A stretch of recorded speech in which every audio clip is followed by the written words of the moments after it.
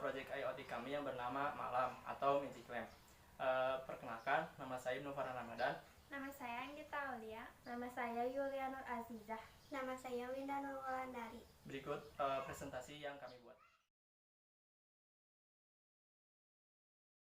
Pada kesempatan kali ini saya akan menjelaskan mengenai deskripsi produk, latar belakang produk, serta tujuan dibuatnya produk ini untuk meminimalkan penggunaan sumber daya, dalam hal ini listrik, dan untuk menerapkan hasil pembelajaran serta memenuhi salah satu tugas mata pelajaran Internet of Things. Maka kami membuat proyek yang diberi judul Malam atau Magic Lamp.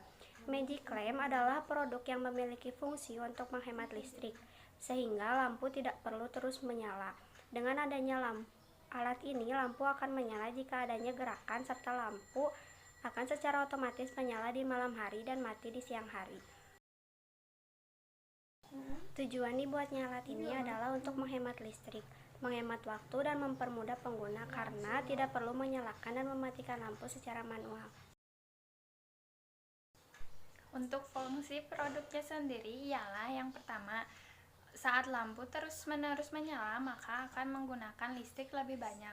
Oleh karena itu, produk ini membantu untuk menghemat listrik. Yang kedua adalah mempermudah pekerjaan manusia sehingga tidak perlu mematikan dan menyalakan lampu secara manual.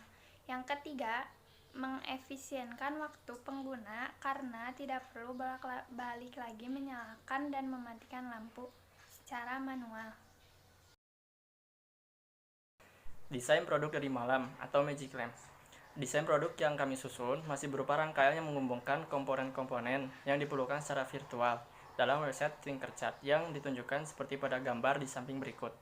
Nah, adapun detail-detail dari komponen yang digunakan ada dalam slide berikutnya. Nah, ini merupakan komponen utama yang digunakan pada rangkaian Malam. Yang pertama ada sensor LDR, Light Dependent Resistor, yaitu jenis resistor yang peka terhadap cahaya. Kemudian ada LCD, Liquid Crystal Display, yaitu jenis media tampilan atau display dari bahan cairan kristal sebagai penampil utama. Kemudian ada sensor PIR dengan nama panjang Passive Infrared, yaitu sensor yang digunakan untuk mendeteksi adanya pancaran sinar inframerah dari suatu objek. Kemudian ada jumper, yaitu kabel atau konektor dengan pin yang digunakan untuk menghubungkan komponen papan breadboard.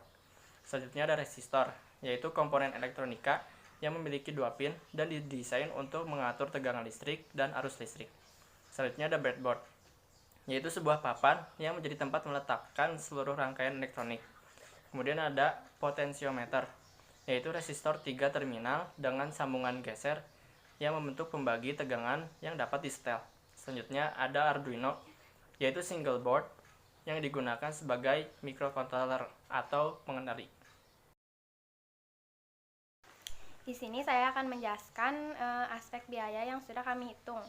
Ada 3 jenis harga yang sudah kami hitung. Yang pertama ada harga pokok produksi, kemudian ada harga jual, dan yang terakhir ada laba dan keuntungan.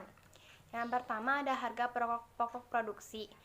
Harga pokok produksi dihitung dari biaya bahan baku ditambah variable cost ditambah fixed cost, di mana biaya bahan baku diambil dari biaya yang dikeluarkan untuk membeli komponen-komponen yang dibutuhkan. Di sini ditulis biaya bahan baku sebesar 125.000. Kemudian ada biaya tidak tetap yang diambil dari biaya kuota dan listrik yang digunakan. Di sini ditulis sebesar 40.000.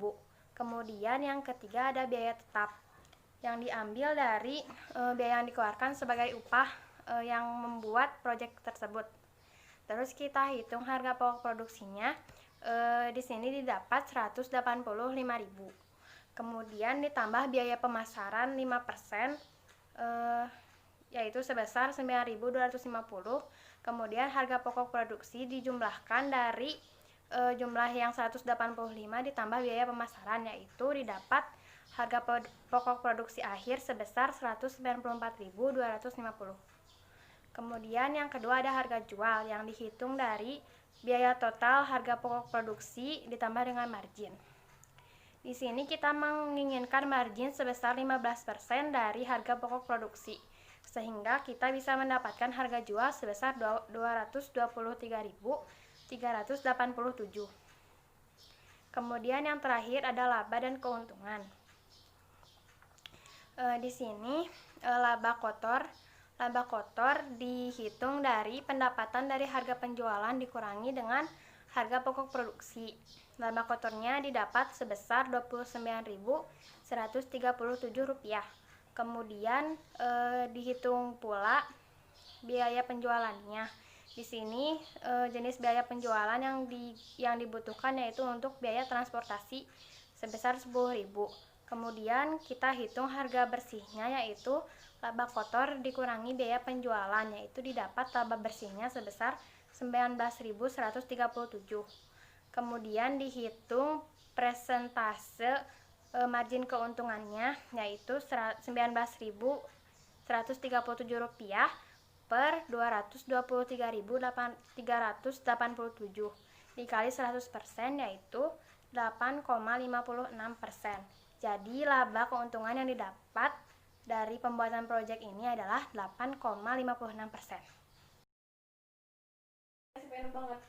Adapun timeline yang kelompok kami laksanakan yaitu sebagai berikut. Di pekan pertama yaitu mencari ide proyek, kemudian mencari referensi mengenai jenis sensor yang akan digunakan pada proyek yang akan kami buat. Selanjutnya menyusun perencanaan proyek yang akan dibuat. Di pekan kedua membuat desain rangkaian proyek. Membuat desain ini dilakukan pada website Tinkercad. Kemudian menyusun sketsa pemrograman untuk menjalankan proyek. Kemudian di pekan ketiga membuat simulasi rangkaian pada website Tinkercad. Kemudian mengupload sketsa yang telah kami buat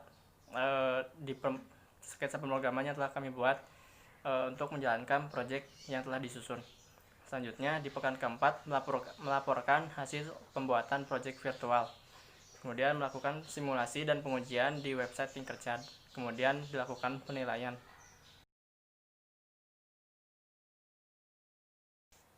Di sini saya akan menjelaskan mengenai cara kerja dari malam.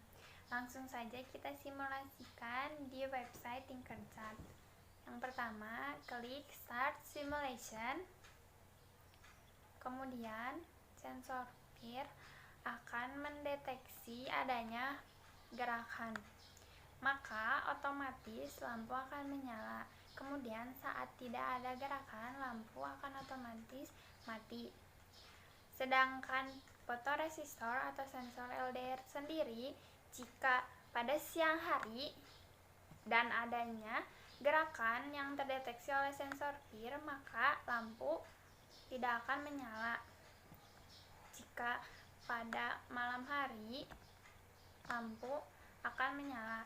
Hal ini meminimalisir penggunaan listrik saat siang hari. Oleh karena itu, produk ini sangat berguna bagi mereka yang ingin menghemat listrik dan mengefisienkan waktu. Kemudian, di sini kami menambahkan nilai estetika, yaitu adanya LCD. LCD ini berguna untuk menampilkan tulisan selamat datang jika terdeteksinya sensor gerak oleh peer. Saat terdeteksi gerakan oleh sensor peer, maka LCD akan menampilkan selamat datang di rumah atau di tempat yang dipasangi produk ini.